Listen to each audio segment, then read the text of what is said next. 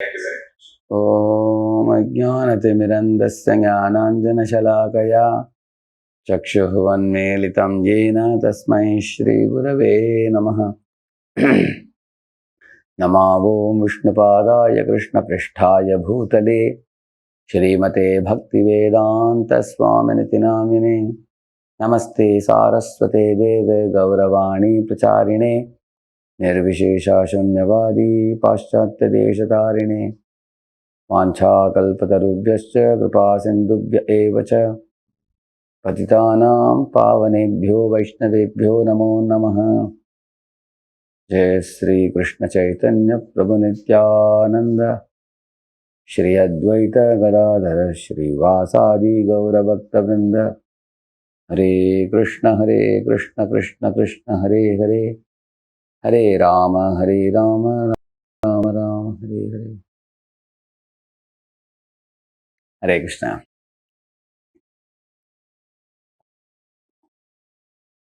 आप लोग ये परम पूज्य लोकनाथ स्वामी महाराज के प्रेरणा से ये जूम टेम्पल महाराज बोला करते थे, जिसमें साथ में आकर लगभग 1000 भक्त लोग रोज जप में भाग लेते हो। बहुत प्रशंसनीय बात है। आज के सत्र में एक महत्वपूर्ण विषय के बारे में हम लोग चर्चा करेंगे। भागवत से नारद बनने के पहले अपने पूर्व जन्म में जब एक छोटे बालक थे, एक दासी पुत्र थे, उनको भक्ति वेदांतों की कृपा प्राप्त हुई और 4 महीने चतुर्मास के समय उनके संग में रहकर कथा भगवत कथा का श्रवण करके उसमें रुचि जगाकर वो लड़का बालक महान भक्त बनाओ। तो वो लोग चतुर्मास होने के बाद चले गए। वो उनसे नाम लिया था, उनसे कथा श्रवण की थी। उनके आदेशानुसार जब अपने माँ गुजरने के बाद ये बालक जंगल में जाकर एक पेड़ के नीचे बैठकर ध्यान मुद्रा में बैठकर भगवान हरि भगवान कृष्ण के ध्यान किया, भगवान का नाम लिया और भगवान के गुणातिशयों के बारे में स्मरण की, भगवान की लीला चेष्टाओं के बारे में, अद्भुत लीला चेष्टा जो होते हैं उनकी स्मरण की। इस तरह करते करते उनकी आंखों से अश्रु बहने लगी, प्रेमाश्रु, और पुलकांकित हुआ, रोम कड़े हुए और इस तरह की सद्भावनाएं, अष्ट सात्विक विकार उसके शरीर में जब प्रकट हुए, वो छोटा बालक विस्मित हुआ कि भक्ति की प्रभाव मेरे हृदय में, मेरे शरीर में पड़ रहा है। ये कितना मैं भाग्यशाली हूँ। उस समय अचानक भगवान हरि का दर्शन भी हुआ उसको, उसके समक्ष को कुछ क्षणों के लिए।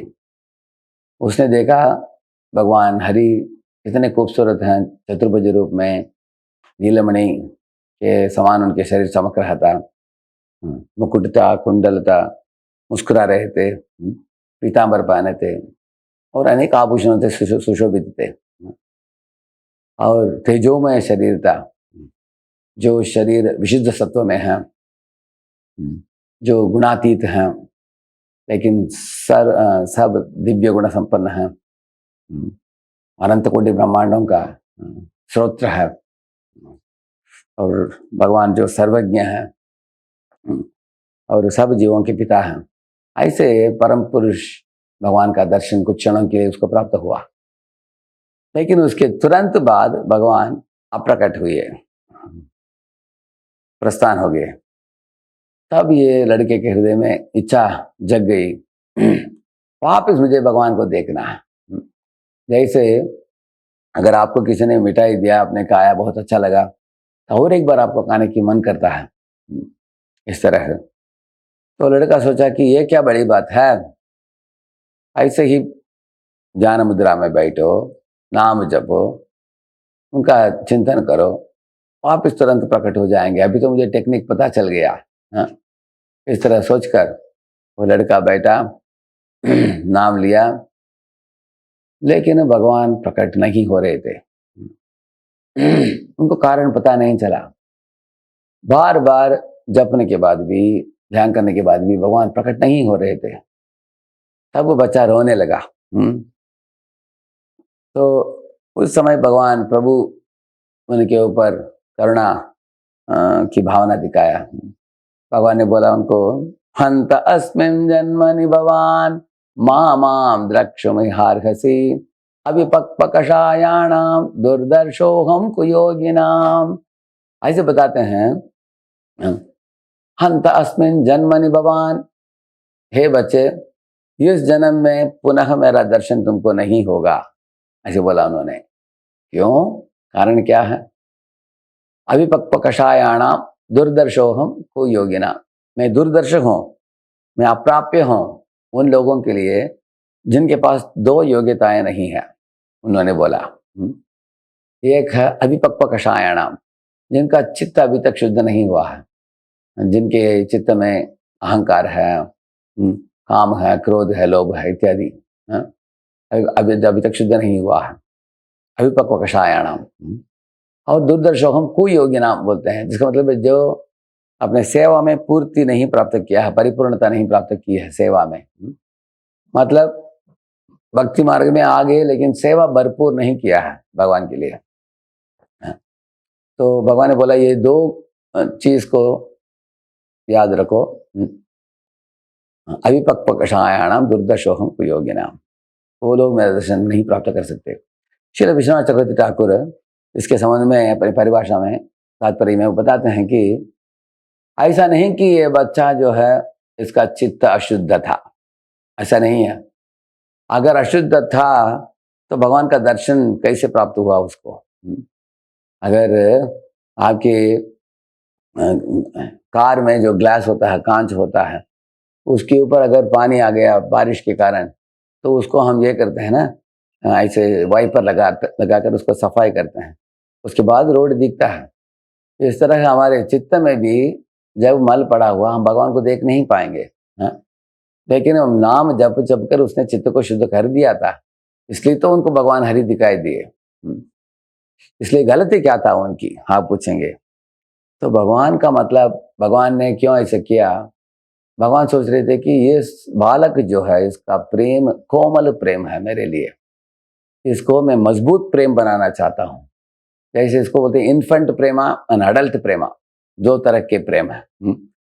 जैसे एक आम का तरु बनने के पहले पौधा होता है, उस समय आप उसको जड़ से उखाड़ सकते हो जमीन में, इतना कोमल होता है, ऐसे से हिलता भी है आम का पौधा। लेकिन भगवान ने सोचा कि इस तरह हिलने वाले कोमल प्रेम है इसका, ये मजबूत बनने के बाद मैं इसको वापस दर्शन दूंगा। इस तरह भगवान उसको मजबूत बनाने के लिए, मजबूत कैसे बनेगा?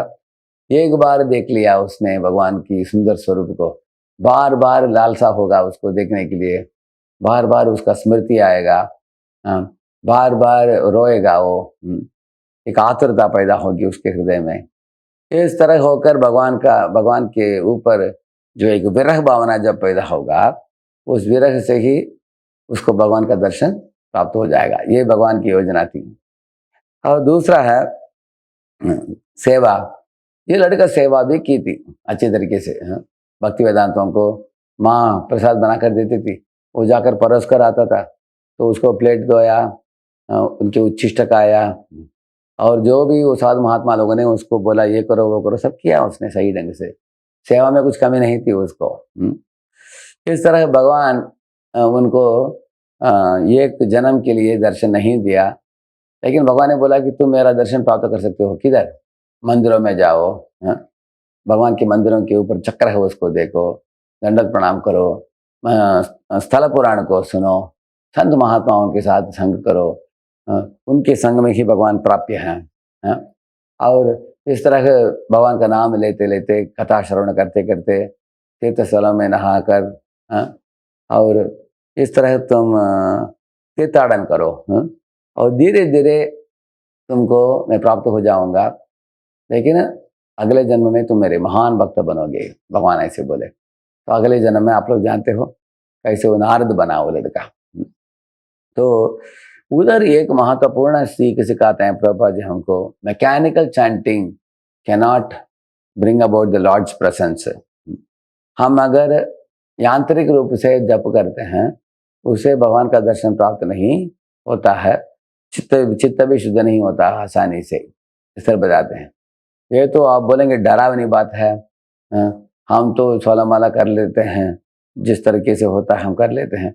लेकिन अगर आप ऐसे बोलते हैं तो अगर हम यांत्रिक रूप से करते हैं, हरे कृष्णा कर लेते हैं हम, तो अगर शुद्धिकरण नहीं होता तो इसका मतलब क्या हम जैसे वैसे रह जाते हैं क्या, ऐसा आप पूछेंगे। ऐसा भी नहीं, थोड़ा बहुत शुद्धिकरण होता है। भगवान के नाम लेने से नुकसान नहीं है, भगवान की भगवान के नाम लेने से लाभ ही लाभ है। फिर भी हम लोग ये बात जानना चाहिए कि यांत्रिक स्तर से हम ऊपर कैसे उठे, उसके उसके बारे में हर एक भक्त को सोचना चाहिए। तो महामंत्र यांत्रिक तरीके से क्यों होता है, ये अगर हम प्रश्न पूछेंगे उसके बारे में शास्त्र में ही जवाब है। जन्मैश्वर्य श्रुतश्रीभिर्येदमान मदः पुमान् नैवार्हत्य विधातुं वै त्वाम अकिंचन गोचरम।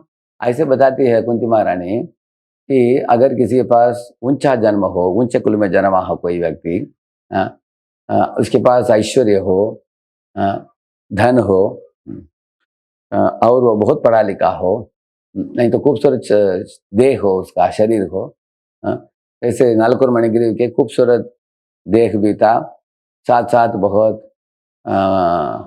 वो बड़े खानदान में जन्मे थे, धनी खानदान में, इस तरह रोमहर्षण सूता बहुत बड़ा पढ़ा लिखा था वो, ऐसे इस तरह कोई बहुत पढ़ा लिखा है, ऊंचा, अगर यज्ञिक ब्राह्मण लोग ऊंचे कुल में जन्मे थे, लेकिन ये सब लोग उनको भगवान प्राप्त नहीं हुए। उसका कारण है गर्व, ऐसे बताया गया है। जिसके सर के ऊपर गर्व चढ़ गया है वो भगवान को पुकार नहीं पाता है। हे गोविंदा, हे कृष्णा, हे माधव, ऐसे पुकार, प्रेम से पुकार नहीं पाता वो हृदय से, क्योंकि वो उसको अपने ही बलबूते पर मैं बड़ा हुआ हूँ, मैं श्रेष्ठ हूँ, मैं धनी हूँ, मैं खूबसूरत हूँ, मैं यशस्वी हूँ, इस तरह का विचार आता है, इसलिए वो पुकार नहीं पाता है भगवान को नाम। ये एक कारण बताया गया है। और दूसरा एक श्लोक है भागवत में जिसके ऊपर आधारित मैं आपको बताने जा रहा हूँ। आप ये एक्रोनिम याद रख सकते हैं, ग्रेट, GREAT। ग्रेट का मतलब how to become a great devotee. हम महान भक्त कैसे बन सकते हैं, ये श्लोक में उसका रहस्य बताया गया है। तत्तेनुकंपां सुसमीक्षमाणो भुञ्जानमेवात्म कृतं विपाकम् आत्मकृतं विपाकं हृत्वाक्पपुर्भिर्विदधन् नमस्ते जीवेतयो मुक्तिपदे सधाय वाक्। ये श्लोक है, तत्तेनुकंपां सुसमीक्षमाणो, ये लोगों का सोचना है, ये महान भक्तों के बारे में बताया गया है। तत्ते अनुकंपा, ये आपकी अनुकंपा है भगवान। सुसमीक्षमाणो, हमेशा मैं आपका राह देखते रहूंगा कब आप प्राप्त होंगे। और भुंजान ये आत्मकृतम विपाकम, जो भी मेरे जीवन में तकलीफें आते हैं मैं उसको स्वीकारूंगा, क्योंकि वो तो मेरे ही कर्मफल है, मेरे ही गलत कार्य का कर्मफल है। हृद वाक वपुर्भिर विदधन नमस्ते, बार बार मैं काया वाचा मनसा आपको दंडवत प्रणाम करूंगा आपके श्री चरणों में। जीवेत यो मुक्ति पदे सदाय भाग, ऐसे व्यक्ति को हक है मुक्त होकर भगवत धाम लौटने के लिए, ऐसे बताते हैं। तो इसमें ग्रेट, GREAT, उसमें जी क्या है, पहले ग्रैटिट्यूड, इसका मतलब कृतज्ञता। किसके हृदय में कृतज्ञता है? कुछ लोग, अभी कुंती महारानी एक श्लोक में कृतज्ञता प्रकट करती है। इमे जनपदा श्रद्धाः सुपक्वौषधि विरुदः वनाद्रिनदि उदन्वन्तो ह्येदन्ते तव वीक्षित। वो बताती है कि ये प्रकृति में जो हरियाली छा गई है, फल है, फूल है, पानी है, सब कुछ है, सब लोग खुश हैं, ये आपका भेंट है, ऐसे बताते हैं। यह भी एक तरह का कृतज्ञता है, आपने कृतज्ञता प्रकट करती है, थैंक यू बोलती है भगवान को। लेकिन इससे भी बढ़कर कृतज्ञता क्या है? अगर हम लोग किसी तकलीफ में हम कृतज्ञता को प्रकट करते हैं, भगवान को बोलते हैं कि जैसे वो बोलते हैं कि विशान महाग्ने पुरुषाद दर्शनात् असत सभाया वनवास कुछ अनेक लिस्ट देती है वो लंबा। किस किस कठिन परिस्थितियों में आप हमारे साथ रहे हो, इसलिए कठिन परिस्थितियों से मैं डरती नहीं। क्यों? क्योंकि जब कठिनता आती है हम आपका स्मरण करते हैं, आप आ जाते हो।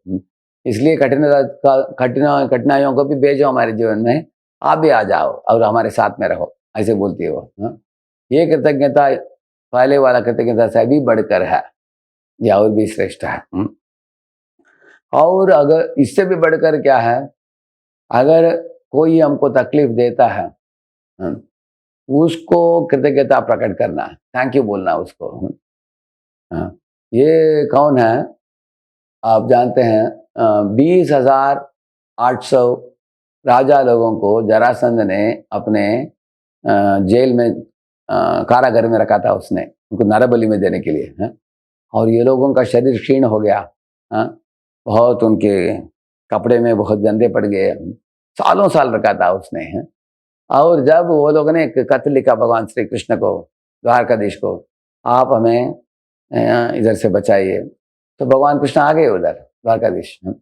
जब गेट खुला ऐसे, वो कारागर का गेट, सब लोगों ने सुंदर स्वरूप कृष्ण का देखा, सब दंडवत प्रणाम किया। उस समय एक श्लोक बोलते हैं वो लोग, ना अनुसूयामो मागधेंद्र, ऐसे बताते हैं।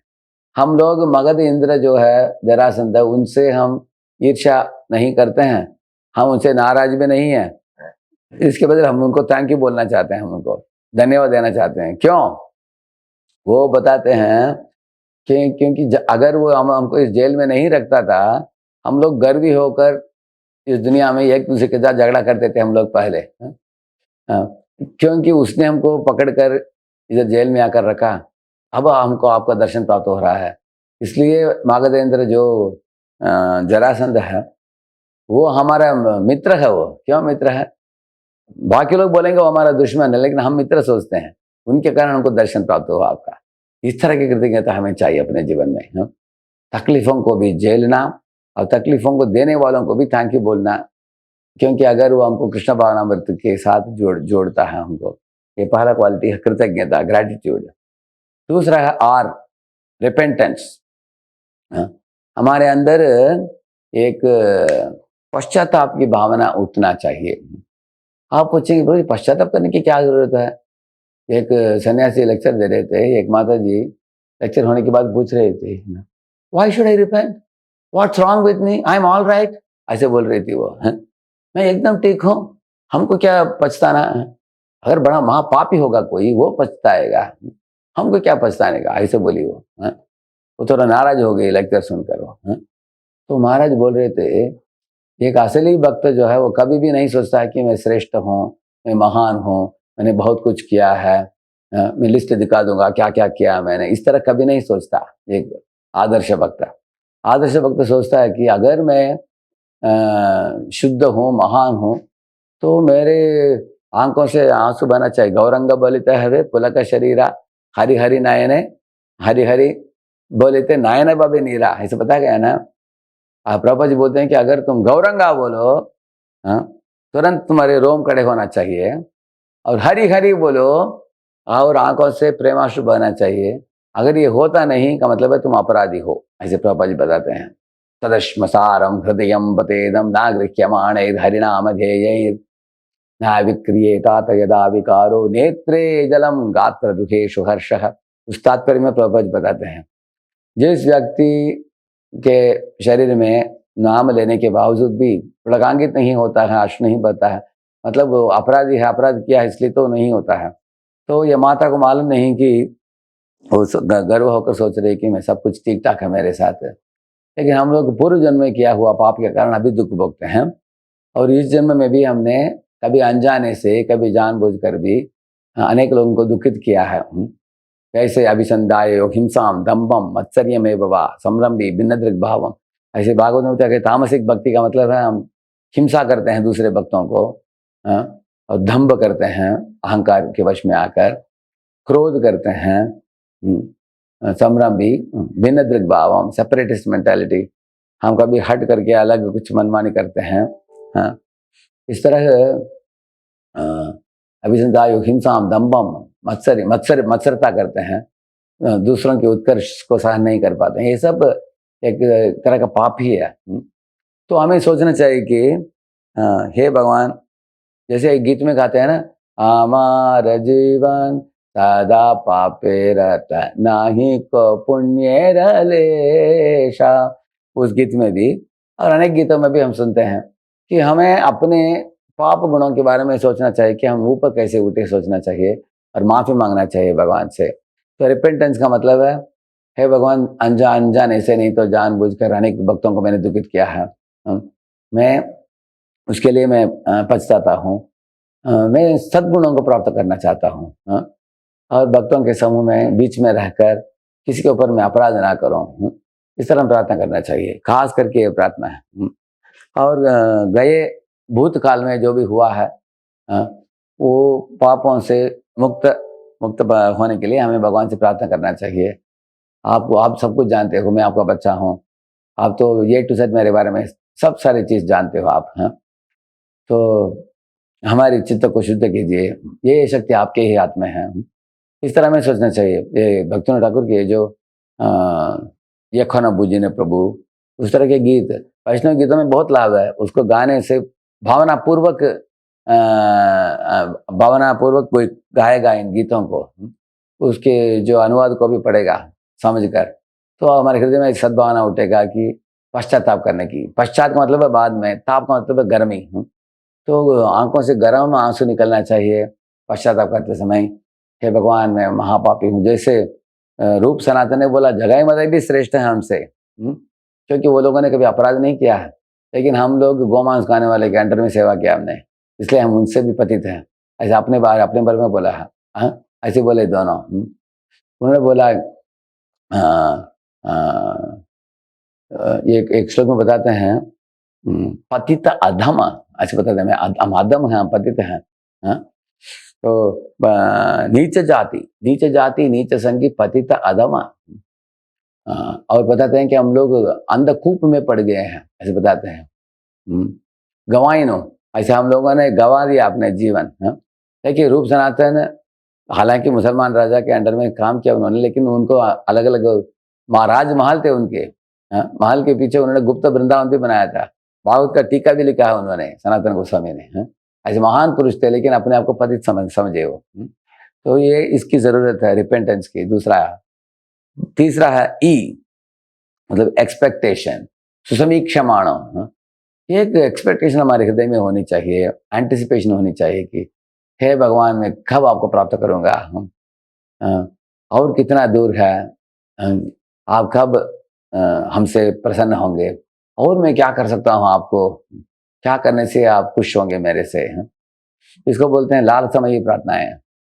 राधा कृष्ण प्राण मोरा युगल किशोर, वो गीत में बताते हैं, कालिंदी, वो और एक लाइन है ऐसे, ललिता विशाखा यदि यत सखी वृंदा आज्ञया करिब सेवा चरणार विंदा। वो पूछ रहे हैं कि कब ऐसा समय आएगा मैं ललिता विशाखा के बाजू में खड़े होकर उनको आरती आइटम्स देते रहूंगा और वो आपकी पूजा आराधना करेंगे, वो गोपियां। इस तरह एक तरह का लालसा को प्रकट करते हैं अपने हृदय में। इस तरह हम लोग रोज तुलसी देवी की तुलसी कृष्ण प्रेयसी नमो नमः हम लोग गाते हैं, वो भी लालसामयी प्रार्थना है। इस तरह हमारे हृदय में एक लालसा होनी चाहिए भगवान को प्राप्त करने के लिए। अभाग्यवश आजकल लोग सोचते हैं कि कभी फेस्टिवल के दिन मंदिर में चले गए, बस बाकी दिन घर में व्हाट्सएप पढ़ते हैं, न्यूज़ पढ़ते हैं, टीवी देखते हैं, कार्टून देखते हैं। बोलते हैं बच्चों के लिए कार्टून चाहिए, इसलिए मैं टीवी खरीदा, खुद भी कार्टून देखते हैं। ऐसे देखते हैं कि थोड़ा ठंडे पड़ जाते हैं लोग। अगर हम ठंडे पड़ जाते हैं, हमारे अंदर एक आतुरता नहीं है, तत्व जिज्ञासा नहीं है, एक अपेक्षा नहीं है, भगवान कैसे प्राप्त होंगे। एक्सपेक्टेशन होनी चाहिए भगवान को प्राप्त करने के लिए। तो एक तरह का वेग चाहिए। अगर देखिए, अगर किसी को आईआईटी में सीट प्राप्त करना हो, पहले उन दिनों में लोग 11वां 12वां कक्षा में पढ़ते थे। आजकल लोग उसके बाद 8वीं 9वीं कक्षा में चालू किया आईआईटी के लिए पढ़ाई। अभी तो छठा कक्षा में चालू कर देते हैं आजकल 5वीं होने के बाद छठा कक्षा से। इतना एक्सपेक्टेशन है उनमें, हैं? सोचते हैं कि आईआईटी में घुसना ही घुसना हमको, हैं? दिन रात पढ़ते हैं, चाय पीते हैं, कॉफ़ी पीते हैं, जागरण रखते हैं, सोते नहीं है रात को, इतना अपेक्षा के साथ, हैं? तो भगवान को भी प्राप्त करना तो हमें उनके लिए होमवर्क करना पड़ेगा ना हमको कुछ, हैं? जैसे हम लोग मार्गशीर्ष महीने में बचपन में हमारे माता पिता ने बोला कि मार्गशीर्ष महीने में जो पूरा महीना मंदिर में जाता है उसको भगवान प्राप्त हो जाते हैं। मैंने एक बार माँ को पूछा, भगवान का दर्शन किसको प्राप्त होता है? वो बोली कि मार्गशीर्ष महीने में रोज उठना पड़ेगा, एक भी दिन तुमको सुबह सोना नहीं है। तो हम बच्चे लोग हमारे पूरे कंपाउंड में हम सब लोग उठ जाते थे 3:30 बजे, उठकर 4 बजे रेडी, हैं? सब लोग, और हम करके बाहर आकर देखते थे कौन कौन बाहर आ गया, अभी उठ गया, हैं? उसके बाद हम सब लोग मंदिर में जाते थे, हैं? और पूरा सड़क में हम देखते थे इतना जय जय जय जय करके करके इतना भीड़ रहता था विष्णु के मंदिरों में जाने के लिए मार्गशीर्ष महीने में, दिसंबर महीने में, हैं? सब लोग मंदिर में जाते थे तो भगवान को फूल अर्पण होता था। मंदिर में सब लाइट चकाचक। हम देखते थे कि सुबह सुबह 4 बजे 4:30 बजे लोग इकट्ठित होते थे और भगवान के गुणगान करते थे हम। तो इस तरह वो ऐसे संस्कृति था, वो कल्चर ऐसा था। आजकल लोग आलसी पड़ गए हैं। आजकल हम हरिनाम में जाते हैं अभी 7:30 बजे, देखते हैं कि अनेक लोग ब्रश मुख में ब्रश के साथ ऐसे दिखाई देते हैं, ऊपर से देखते हैं कौन क्या आवाज आ रहा है करके, हैं? तो लोग उठते हैं 7:30 बजे 8 बजे उठते हैं। तो हम लोगों को दिखाना चाहिए भगवान को कि भगवान मैं आपके पीछे हूँ, आपको छोड़ने वाला नहीं हूँ। अब लात में मारो, हम आपके पाँव को पकड़ते रहेंगे, हम छोड़ेंगे नहीं। आप दंड भी दो, लात में मारो, जो भी आपके पास भक्ति करते करते तकलीफ जितना भी होता है, लेकिन हम आपको छोड़ने वाले नहीं है। तो भगवान मुड़ मुड़ कर देखेंगे, अरे छोड़ता नहीं, व्यक्ति पीछे पड़ा लग रहा है, लग गया है मेरे भक्ति में, तो भगवान अपने आप को दे ही देंगे ऐसे भक्त को, हाँ? तो यही ई फॉर एक्सपेक्टेशन। एंड ये का मतलब क्या है? Agree with the plan of the Lord, agree with the plan of the Lord. कभी कभी हम लोग कुछ सोचते हैं कि मैं ऐसा करना चाहिए, भगवान का दूसरा प्लान होता है, हाँ? जैसे पृथु महाराज ने सोचा 100वां यज्ञ में करूंगा, लेकिन भगवान का प्लान दूसरा था, बोला कि नहीं नहीं 99 यज्ञ से तुम रोक दो, हाँ? तो भगवान के प्लान के साथ सहमत हुए वो। इस तरह अर्जुन को भी लड़ाई नहीं करने की इच्छा थी, भगवान की उपदेश सुनकर सहमत हो गए, ठीक है भगवान अगर आपकी इच्छा हो करिष्ये वचनम तव, ऐसे बोलकर वो जुड़ गए। और ध्रुव महाराज को युद्ध करने की इच्छा थी, जोश था बहुत, ये यक्षों को मैं मिटा दूंगा इस संसार से पूरा, एक भी यक्ष को छोड़ूंगा नहीं, किसी को जिंदा नहीं छोड़ूंगा, यक्ष कुल को ही मिटा दूंगा। लेकिन स्वयं मनो आकर उपदेश दिया, तो भगवान की इच्छा कि तुम इनको ऐसे मारो मत, तो मान लिया उन्होंने। तो हम लोग भी अपने जीवन में हमारे अहंकार को त्याग कर भगवान की इच्छा को पूर्ति करने के लिए तैयार हो जाना चाहिए। अगर आपको दूसरे भक्त के साथ झगड़ा हो गया, आप उस भक्त को बोलते हैं मैं जीवन भर तुम्हारे चेहरा को भी नहीं देखूंगा, मैं चले जाओ, ऐसा बोलते हो उसको, हैं? लेकिन बाद में गुरु बोलते हैं अरे आप दोनों को साथ में आकर एक प्रोजेक्ट करना है, हैं? दोनों बड़े बुद्धिमान हो, ऐसे गुरु बोलते हैं। तो गुरु की इच्छा को पूर्ति करने के लिए उस भक्त के साथ मैत्री जोड़ना चाहिए हमको, हाँ? इसके लिए तैयार हो जाना चाहिए, हाँ? ये भक्त का लक्षण है, agree to the plan of guru and Gauranga, हाँ? ये ए। और लास्ट है टी, टॉलरेंस, टॉलरेट। ये भक्त के अंदर सहिष्णुता की बहुत जरूरत है। तृणादपि शुनिचेन तरोरपि सहिष्णुना, ऐसे बताया गया। ये सहिष्णु क्यों पेड़ का उदाहरण दिया है? भगवान कृष्ण एक दिन वृंदावन के जंगल में अपने मित्रों को लेकर गए, अपने मित्रों को भगवान ने बताया, दिखाया उनको, हे स्तोक कृष्णो, हे अंशो श्रीदामन सुबलार्जुन, ऐसे बुला रहे हैं भगवान सब मित्रों को, हे स्तोक कृष्णा, हे अंशु, हे श्रीरामा, हे सुबला, हे अर्जुना, सब लोग आओ इधर। पश्यते एतान महाभागान, दिखाते हैं ये पेड़ को देखो, पश्यते एतान महाभागान परार्थे एकांत जीवितान। अरे पेड़ जीता है खुद के लिए नहीं, दूसरों के लिए। वात वर्ष तपहिमान सहंतो वारयंतिनः, इसे बताते हैं सहन करता है क्या क्या। हिम का मतलब है ठंडी, गर्मी, बारिश, सब सहन करके दूसरे जीवों को वो आश्रय प्रदान करता है अपने नीचे। इतना ही नहीं, वो पेड़ से वलकल प्राप्त होते हैं, फल प्राप्त होते हैं, फूल प्राप्त होते हैं, लकड़ी प्राप्त होते हैं, जो चूल्हे में इस्तेमाल करते हैं ना, काष्ठ, वो भी प्राप्त होते हैं। और पेड़ के मृत्यु के बाद भी उसको काट कर वो लोग टेबल बनाते हैं, कुर्सी बनाते हैं। और पेड़, अगर कभी-कभी एक ऐसे एक पंछी है जो पेड़ में एक छिद्र बनाता है, talk talk talk talk talk ऐसे मार मार मार मार कर, पेड़ को मालूम है कि मार रहा है मुझे, फिर भी वो छिद्र बनाकर अंदर बैठने के लिए स्थान देता है उसको। इस तरह भक्तों का ऐसे होना चाहिए कि आपके अंडर में कोई सबॉर्डिनेट हो, आपको टोक रहा है, आपको तकलीफ दे रहा है, मालूम होना चाहिए हमको कि ये भी प्रभुपाद की संस्था में जुड़ा है, सेवा दे रहा है। सेवा तो दे रहा है ना, इसलिए सहन करके सेवा लो उससे, और प्रभुपाद की मिशन में सेवा देने दो उसको। इस तरह की आदत हमें होनी चाहिए। और एक पत्थर लेकर आप एक आम के पेड़ को मारो, आप एक पत्थर मारो 4 आम देगा आपको, ऐसे। ये भक्त का आदत ऐसी होनी चाहिए कि तकलीफों को झेलते हुए दूसरों को भलाई करते जाना चाहिए। इस तरह की भावना। तो G for gratitude, R for repentance, E for expectation, A for agree with the plan of the Lord, and T for tolerance. तो तत्तेनुकंपाम, इसका मतलब है ग्रैटिट्यूड। जो भी हमारे जीवन में तकलीफ होता है उसको भगवान की अनुकंपा करके स्वीकार लेना। सुसमीक्षमाणो, वो है एक्सपेक्टेशन, अपेक्षा करना है कि भगवान की कृपा में मेरे जीवन में कब आएगा, ऐसे ही। भुंजान ये वात्मकृतम, उसका मतलब है पाप तो मेरा है इसलिए मैं दुख भोग रहा हूँ, इस तरह सोचकर रिपेंटेंस करना, भगवान आप माफ कर दो करके। ये रिपेंटेंस है। भुंजान ये वात्मकृतम विपाकम, हृद्वाक्पपूर्भिर् विदधन् नमस्ते। काया वाचा मनसा, दंडवत प्रणाम करना भगवान को, और भगवान के आदेशों को पालन करना, वो agree with the plan of the Lord, ऐसा है। दैट्स ये। और इस तरह करने के लिए हमारे अंदर क्या चाहिए? टॉलरेंस चाहिए।